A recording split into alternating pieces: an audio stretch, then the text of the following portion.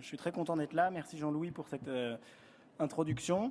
Donc effectivement, avec le docteur Nkosi, Ludovic, on a cofondé en 2017, donc il y a 4 ans, le Centre ophtalmologique Paris 17, SOSEI, qui a pour singularité de s'organiser intégralement, ou en tout cas en priorité, autour de l'accueil des soins non programmés. Donc tout ce qu'on a fait et poursuivait ce dessin-là. Donc on est ouvert 7 jours sur 7. On est ouvert de 8h à 21h. Alors le week-end, les horaires sont un peu réduits, mais on ferme à 19h et sinon l'organisation est la même. Et notre promesse, c'est de recevoir tout patient qui consulte sans rendez-vous. On le reçoit en secteur 1, donc sans dépassement d'honoraires. Et je vais essayer de vous décrire quelles sont les pathologies traumatiques qu'on reçoit et ce que sous-tend cette organisation. Jean-Louis posait aussi la question tout à l'heure. L'organisation Princeps et la particularité, c'est d'être organisé pour recevoir les urgences, mais on a aussi en parallèle une activité conventionnelle qui permet d'absorber le post-urgence et puis qui permet de recevoir les patients sur rendez-vous de façon plus conventionnelle. Je vous ai mis ici un échantillon. Alors, je suis désolé pour les chiffres. C'est pas des chiffres scientifiques, c'est un peu du doigt mouillé. On n'a pas suffisamment de recul pour avoir mis en place la méthodologie qui nous permet, de façon précise, de monitorer chaque item et chaque motif de consultation. Mais j'ai retrouvé dans le rapport SFO 2018 les fréquences qui étaient rencontrées habituellement pour les motifs de consultation urgents dans des cabinets de ville. Et nous, à SOSEI, on retrouve à peu près les mêmes motifs de consultation dans le même ordre et à la même fréquence. Donc, on voit, sans surprise, beaucoup d'écollements postérieurs du vitré, des chalazions, des syndromes secs, des bléphaриtes. Comme dans les vraies urgences, c'est pas facile d'inciter les gens à prendre rendez-vous pour des réfractions. Donc ça nous arrive aussi d'avoir des gens parfois myopes forts qui viennent parce qu'ils ont cassé leurs lunettes le matin et qu'ils ont besoin d'une ordonnance. Des conjonctivites. Ça, il faut reconnaître que c'est notre pain quotidien, c'est l'essentiel de ce qu'on fait, probablement à peu près 90% de notre activité. Mais au sein de ces pathologies fréquentes et bénignes, de temps en temps, on rencontre des choses plus singulières et des cas plus complexes, dont les traumatismes notamment font partie. J'ai essayé de vous brosser ensuite des grands axes, des grandes thématiques autour des principaux items de consultation qu'on reçoit correspondant aux pathologies traumatiques. Donc le premier ensemble, de très loin le plus représenté, c'est tous les traumatismes superficiels. Alors dedans, c'est un peu un fourre-tout. J'ai mis les corps étrangers, les ulcérations superficielles, les brûlures, les coups d'arc. Pour moi, c'est la même chose. Pas parce que médicalement c'est la même chose, mais parce que l'organisation que ça suppose pour nous est à peu près la même. Et la difficulté qu'on a rencontrée, c'était essentiellement une difficulté d'accueil. Il fallait former notre accueil et les secrétaires, parce qu'on n'a pas la chance d'avoir une IAO, à la description fidèle des symptômes des patients. Elles savent à peu près reconnaître les différentes, la sémiologie, et donc d'elles-mêmes, elles sont capables de venir nous voir pour proposer un antalgie. Donc les gens n'attendent pas, ils ont très rapidement de l'oxybuprocaïne qui leur est proposé. Et on essaye évidemment de les prioriser dans la mesure du possible, parce que quelqu'un qui vient, qui a une douleur comme celle-ci, est content de ne pas attendre des heures, sachant que la consultation est en général assez rapide. Et sur le plan médical, on essaye de documenter. On a finalement un fonctionnement qui, à certains égards, est le même que celui des urgences hospitalières. Ça peut arriver que le patient revienne et que le médecin ce jour-là soit pas celui qu'il ait vu initialement. Donc on essaye de documenter au maximum tous les dossiers. Et donc la règle est simple, les orthoptistes, on a la chance d'avoir des orthoptistes qui nous aident pour tous nos patients, ont comme consigne, pour toute pathologie superficielle de cornée, de documenter par une photo. Donc ça nous permet, comme vous le voyez en bas, d'avoir le J1 pour l'ulcère végétal. Je ne sais pas pourquoi ce patient a reconsulté à H48, mais vous avez la KPS et puis la guérison à J7. Sur les traumatismes superficiels, le service rendu, il est évident. On a des gens qui sont soulagés rapidement, qui sont contents. C'est une pathologie qui est assez bénigne. Je pense que sur ce motif, on remplit assez bien notre rôle, qui est celui de soulager les structures hospitalières qui ont vocation à faire des choses très complexes et je pense qu'on le fait assez bien. Et on a un tel volume d'ulcères qu'avec le temps, on finit de temps en temps par opérer de PKT des patients dont on a vu l'ulcère initial, reconsulter 3, 4, 5, 6 fois, présenter une keratalgie récidivante et l'opérer. Alors, un peu plus complexe comme pathologie, j'ai imaginé que c'était à peu près 10% des traumatismes qu'on rencontrait sont les traumatismes contusifs. Donc là encore, c'est un grand sac. Vous avez tout ce qu'on peut imaginer. Donc des traumatismes dans des sports urbains. Nous, on est installé à Paris, donc on reçoit beaucoup de gens. Alors, je suis assez surpris. Il y a un sport qui paraît bénin et puis que je pratique moi, l'urban foot. Mais je ne sais pas si vous connaissez, c'est comme un foot, mais qui est fait sur un terrain de la taille d'un terrain de tennis. Et donc, les frappes sont très fortes. Et ça arrive souvent que les gens contrent de la tête un ballon à 2 mètres. Et on a rencontré beaucoup de patients qui avaient des contusions sévères de l'œil suite à ça. On a aussi des pratiquants de sport de combat. On en a beaucoup. Bon, après, il y a les classiques jeux d'enfants, les nerfs, on en rencontre. Et puis, il y a toutes les autres pathologies. Les manifestations, elles sont variables. Je ne sais pas si je suis là pour vous refaire un cours, mais c'est l'inflammation, donc canthal de chambre antérieure, les hyphémas, les hypertonies, cataractes, luxation d'implant. Et il y a toutes les complications rétiniennes, décollement de rétine, les DPV, déchirures, les hémorragies intravitréennes, les œdèmes de Berlin. Et ce que je retiendrai pour ce groupe de pathologies, c'est que si vous voulez être crédible quand vous les accueillez, il faut une organisation dédiée assez structurée, parce qu'il faut des gens compétents pour comprendre la pathologie et la suivre. Donc il faut un accès au laser argon, il faut un accès à l'échographie, si vous avez une hémorragie de segment antérieur pour regarder la rétine. Vous avez parfois besoin d'un accès à l'angio. Le scanner, si on en a besoin, nous on est à côté d'une clinique, donc ça nous permet de bénéficier d'un scanner en général dans l'heure. Chez ces patients, ce qu'on peut rencontrer comme difficulté aussi, c'est la gestion de l'hypertonie oculaire.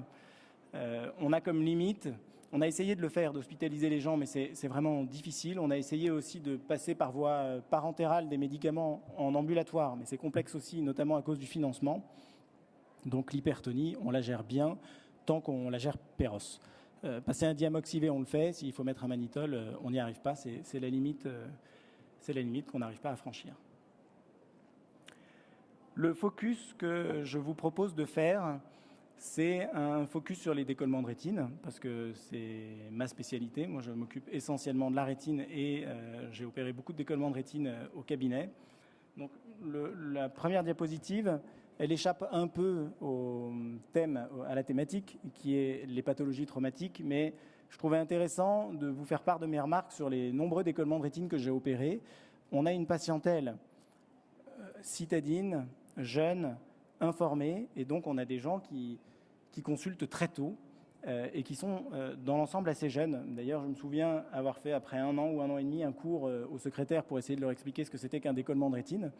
Et quand je leur ai parlé des 2 pics, le pic de 10% autour de 20-25 ans et puis du pic passé l'âge de 50 ans, elles ont été très surprises de découvrir que le décollement de rétine, c'était une maladie plutôt du 2e âge. Donc c'est le reflet du fait qu'on a une activité qui est probablement un peu biaisée par le recrutement qu'on a. Et donc ça a plusieurs incidences. La première, c'est que comme on a des malades très précoces, la place du laser argon est primordiale. On a souvent des déchirures qui sont prises assez précocement et on s'aperçoit qu'en faisant un laser argon, en suivant des gens, on a des gens qui sont très cortiqués, qui ont la capacité de revenir tous les jours, donc en les suivant de manière très régulière. Un laser argon, ça permet d'éviter pas mal de chirurgie. Et en tant que chirurgien, c'est assez confortable parce que c'est des décollements de rétine qui sont dans l'ensemble faciles, voire très faciles. Des DR sup, sans PVR, ils sont tous... Je vous ai mis des photos parce qu'ils sont tous comme ça. Ils sont tous MAC on-off. Alors, elle est plus ou moins décollée. Sur, je ne sais pas si je peux pointer. Ouais. Sur cette image-là, donc là, on voit ça, c'est vraiment les décollements de rétine les plus avancés qu'on ait à prendre en charge. Enfin, je caricature un peu, mais c'est assez vrai. Et sur ce patient-là, on a l'image fréquente que j'ai observée d'une infiltration de la macula. Et en fait, les gens cortiqués viennent à ce stade-là. Donc, ils ont encore 10 dixièmes, ils ont 12 dixièmes. Si vous regardez le fond d'œil, vous dites que c'est un DR macula on. Peut-être même que nosologiquement, c'est un DR macula on. Mais clairement, ce décollement de rétine supérieur rhumatogène commence à s'infiltrer ici, sous la macula. Le paradoxe chirurgical que moi je rencontre, c'est que même si c'est des décollements de rétine qui sont très faciles, au début je les faisais facilement, et puis en fait on s'aperçoit qu'on part de très haut, parce qu'on a des patients jeunes, cortiqués, qui arrivent en voyant 10 dixièmes, et la récidive, c'est vraiment la double peine à gérer, parce que vous avez tendance à les mettre sous silicone, ça fait 3 chirurgies, c'est un pronostic visuel qui est menacé. Donc l'impact que ça a, c'est que si je me pose la question de faire une Pexit Plus ou de mettre du C2F6 plutôt que du SF6, au début j'avais tendance à pas le faire, et puis on apprend de ses erreurs, donc maintenant j'ai tendance à être un peu ceinture et bretelle. Pour revenir à notre sujet, qui est la pathologie traumatique de ville, donc ce à quoi j'ai été assez confronté, c'est les décollements de rétine traumatiques. De façon un peu inexpliquée, on en a rencontré beaucoup. Je vous ai mis 3 cas. Alors celui-ci, c'est le cas standard, si je puis dire. Donc c'est un boxeur qui vient pour une baisse de vision. Vous voyez toujours la même chose, la macula vient tout juste de se soulever, donc on a probablement l'OCT comme celui qu'on a vu sur les images précédentes. Et alors, moi je le vois sur l'écran, je ne sais pas si vous le voyez, mais il y a un petit trou atrophique par ici, plutôt en moyenne périphérie, il n'est pas très postérieur. Donc pour ce patient jeune avec un DPV non fait et un âge de 30 ans, je l'ai opéré comme tous ces patients-là d'une cryo-indentation. Et là, je l'ai revu récemment à 1 an post-opératoire. Donc c'était une indentation radiaire, je ne sais pas si ça vous parle, passée sous le droit médial. Donc on voit après 1 an que l'indentation s'est un peu affaissée, donc elle n'est plus très saillante, mais c'est un patient qui va bien, qui a 10 dixièmes et qui est à plat. Le deuxième cas dont je voulais vous parler, c'est celui-ci. Alors ça, c'est des patients que moi je trouve difficiles à gérer. C'est une désinsertion de la rétine, comme c'est le cas de temps en temps sur les décollements de rétine traumatiques, chez un patient de 34 ans qui, en vacances, avait reçu un bouchon de champagne dans l'œil. Il a consulté son ophtalmo, l'ophtalmo qu'il a rencontré sur place, qui a diagnostiqué un IFEMA, un fond d'œil flou. Je crois que dans l'observation, c'est décrit comme un petit peu de sang, pas très bien visible, mais en tout cas, il ne parle pas de déhiscence rétinienne. Et il n'y a pas d'échographie qui a été pratiquée parce que dans un premier temps, il s'est contenté de proposer un traitement anti-inflammatoire et un traitement hypotonisant par Diamox. Il arrive chez nous 1 semaine après et voilà le fond d'œil. Donc l'hémorragie s'est visiblement bien nettoyée. Voilà le fond d'œil sur lequel je tombe. Donc ici, on a une désinsertion à l'aura qui est à peu près qui part de 9h et puis qui va vers 11h midi. Alors sur cette image, on la voit moins bien, mais il y a une seconde désinsertion qui part de 6h, grosso modo, et qui va vers 8h. Là, il y a une discussion qu'on pourrait avoir après, si vous voulez. Quelle est la bonne attitude à ce stade ? Moi, j'ai proposé de faire du laser en prévenant le patient qu'évidemment, le pronostic était très sombre, qu'il faudrait le surveiller, et puis que de toute façon, on pouvait toujours se laisser la liberté en le revoyant toutes les 24 ou 48 heures de voir si ça progresse en faisant un OCT directement en follow-up sur le décollement de rétine. On voit très bien si ça progresse. Donc, j'ai essayé un laser argon qui n'a pas fonctionné. Enfin, on voyait très bien sur le follow-up que la rétine se décollait. Et donc là encore, j'ai proposé une cryo-indentation parce qu'en principe, c'est le traitement qu'il faut proposer dans ce genre de cas-là. Et donc, étant donné qu'il y avait 2 cadrans contigus avec une désinsertion à l'aura, j'ai pris le parti de proposer une éponge de grande taille, une éponge de 7 mm et demi, que j'ai positionnée depuis ici, parce qu'il faut, comme c'est une indentation radiaire, il faut qu'elle aille au-delà du muscle supérieur, donc ici, puis si on prend en arrière, tout ici pour indenter jusqu'à la désinsertion inférieure, et en allant au-delà du droit inférieur, on se retrouve ici. Donc en gros, une indentation qui va du cadran nasal inférieur au cadran nasal supérieur. J'ai dû mettre 4 passants coulants, 1 dans chaque cadran, je pense. La bulle qu'on voit, je pense qu'en fin d'intervention, je devais trouver que la rétine bâillait un peu, donc je ne suis même pas sûr d'avoir mis du SF6, je pense que j'ai mis une bulle d'air. Donc ça, c'est le résultat post-op à M1, donc on voit une indentation qui est très marquée. AM3, la rétine qui commence à cicatriser, on voit des impacts de laser. Je suis prudent, c'est quand même des gens quelqu'un qui avait 10 dixièmes, qui est jeune, et j'avais envie de prendre aucun risque. Donc finalement, ça va peut-être aider à la cicatrisation. Et je l'ai revu très récemment, il y a 1 an. On voit toujours les impacts de laser. L'indentation qui s'est détendue et la rétine qui est parfaitement collée. On ne voit même pas de plis ou de traction comme ça peut arriver de temps en temps dans ces cas-là.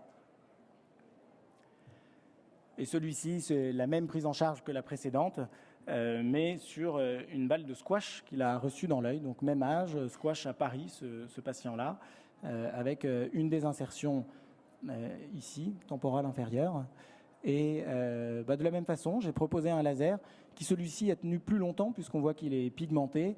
Mais à la fin, j'ai constaté le même résultat. Je crois que je l'ai opéré après 3 mois, ce patient, mais de toute évidence, la rétine commençait à s'enrouler. Et donc, avant qu'il y ait trop de PVR et qu'il soit trop tard, je l'ai opéré.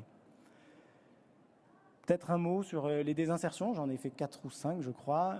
C'est une chirurgie qui est difficile, je trouve, parce que vous avez des patients particulièrement jeunes qui n'ont pas d'antécédents, qui se retrouvent confrontés très brutalement à quelque chose qu'ils ne comprennent pas. Je me souviens de certaines discussions où les patients ont 10 dixièmes, on leur explique que dans le pire des scénarios, ils peuvent perdre la vue. Donc, je passe beaucoup de temps à discuter avec eux pour les prévenir. Voilà. Et puis, la difficulté que moi j'ai rencontrée, et je veux bien en parler s'il y a des techniciens dans la salle à la fin, c'est qu'il faut indenter beaucoup et qu'il n'y a pas beaucoup de liquide sous-rétinien. Donc, c'est difficile de ponctionner. Et donc, ça fait des patients qui sont rapidement hypertones. Il faut faire plusieurs ponctions de chambre antérieure. J'ai jusqu'ici toujours mis des indentations de 7,5, mais en discutant avec des confrères, certains me disent qu'une indentation de 5 mm peut suffire. Donc, je ferai ça pour les prochains patients. Peut-être un mot sur la cryo-indentation. Moi, c'est le principal enseignement chirurgical que je retiens et je pense qu'il faut donner toute la place qu'elle mérite à cette chirurgie parce que ça me paraît difficile de faire de la rétine chirurgicale urgente sans maîtriser cette technique opératoire. Je ne sais pas si tout le monde en conviendra, mais pour moi, un patient qui a moins de 50 ans, qui a un décollement postérieur du vitré non fait, une désinsertion à l'ora serrata, en tout cas les 3 premiers, c'est des indications formelles de cryo-indentation. Si je vous parle de mon expérience, c'est une chirurgie qui donne, je trouve, de meilleurs résultats que la vitrectomie. La vitrectomie, c'est difficile d'échapper à un taux de récidive de 10%. La vitrectomie, vous avez des cataractes. Il y a une dimension qui nous échappe dans la vitrectomie. Une cryo-indentation, c'est moins le cas, je trouve. C'est plus reproductible. J'ai dû en faire une bonne trentaine, je pense, en 2 ans. Alors, des échecs, c'est pas très grave parce qu'on peut toujours reprendre en vitrectomie et puis finalement, c'est plus facile de faire une vitrectomie sur un patient indenté si l'indentation est correctement posée. Donc des échecs de PEXI ou des récidives, j'en ai eu une. Les extériorisations, c'est pas très grave, j'en ai eu une. Diplopie, j'en ai pas eu. Et les complications graves de la cryo-indentation, c'est le string syndrome, la compression des vortiqueuses, il manque un A à O, ACR, voilà. Et alors je suis prêt à en parler, mais sur toutes les cryo-indentes, elles vont toutes bien sauf une, mais qui a fait une complication terrible. Il a fait une OACR, post, préopératoire, on ne sait pas. En tout cas, c'est un patient qui n'en avait pas avant et qui a fait une OACR post-opératoire. Donc évidemment, le pronostic visuel de son acuité centrale est très affecté. Donc je pensais réellement que c'était une chirurgie qui était peu iatrogène et je me suis aperçu qu'on pouvait avoir des complications. Je pense que c'est intéressant d'en parler parce que finalement c'est directement lié au choix qu'on a fait de faire des urgences parce que c'est des pathologies lourdes. Je pense que l'OACR, elle est liée au fait que c'était un patient jeune, anxieux, à qui on a fait une anesthésie générale, une anesthésie péribulbaire et une indentation très marquée. Et donc c'est très difficile à assumer en post-opératoire dans un environnement de ville. Les traumatismes perforants, on en a très peu. On en a eu 5. 2 plaies auto-étanches qu'on a opérées puisqu'on pouvait s'autoriser du tavanique ambulatoire et 3 qui étaient plus complexes qu'on a adressées. Comme je vous le disais, la limite qu'on rencontre, grosso modo, c'est l'hospitalisation parce qu'on ne peut pas gérer ça. Donc tavanique ambu, ça fonctionne. Antibiothérapie par voie parentérale, on ne peut pas. Des plaies de paupières, on en a eu également, qu'on suture parfois au petit bloc, au bloc central si on a besoin d'un microscope. Ici, alors je parle des paupières sous contrôle du docteur Nkosi qui est mon associé qui s'en occupe, je ne connais pas trop, mais il m'a donné ces images. Donc ici, il y avait une plaie de l'arcade sourcilière qui touchait le périoste et ici, une plaie qui était transfixiante puisqu'on voyait la conjonctive par transparence avec une chirurgie en 2 plans, donc une suture de l'orbiculaire profond et une suture cutanée. Et puis cette image, je l'ai mise parce que c'est un patient que nous avons vu la semaine dernière, un patient qui a regardé le soleil, donc ça fait un phototraumatisme. Dans le phototraumatisme, il y a traumatisme, c'est le thème de la journée. Et donc ça donne une belle altération de l'épithélium pigmentaire bilatéral avec une disruption de la ligne ISOS. Un patient à 9 dixièmes, on verra la suite, mais normalement c'est quelqu'un qui va récupérer 12 dixièmes d'ici 3 mois. Pour conclure, c'est une diapositive peut-être un peu moins médicale, mais qui vous intéressera peut-être. C'est mon analyse finalement sur les avantages de ce qu'on a choisi par rapport à un cabinet conventionnel et à l'hôpital. Donc par rapport à un cabinet conventionnel, on a une activité qui est clairement variée, que moi je trouve personnellement valorisante, des pathologies complexes, l'impression de rendre beaucoup service. Après, c'est très complexe à organiser, il faut une amplitude horaire large pour accueillir les gens régulièrement. Administrativement, c'est très complexe. Médicalement, il faut faire des protocoles sur tous les sujets, et ça, c'est difficile. Et il y a des soucis de rémunération récurrents, c'est la difficulté qu'on rencontre principalement parce qu'on reçoit les urgences en secteur 1, donc c'est une gymnastique permanente qui est complexe. Par rapport au milieu hospitalier, je pense qu'on est favorisé par une souplesse organisationnelle sur laquelle on est autonome et qu'on contrôle entièrement. L'accès au plateau technique, en revanche, nous rend plus vulnérables. C'est plus difficile de gérer des pathologies compliquées. Sur les gestes à risque, on se sent moins couvert, il y a moins de monde et même notre responsabilité personnelle est plus vite mise en cause. Et sur la rémunération, sur les pathologies complexes qui nous bloquent, c'est non seulement l'accès à l'hospitalisation, et puis le fait que nous, on ne peut pas toucher le GHS. Donc aller suivre un malade qui a des bolus de corticaux ou je ne sais quelle prise en charge sans être payé 1 euro, ce qui serait notre cas, c'est quand même difficile. Voilà. Merci de votre attention.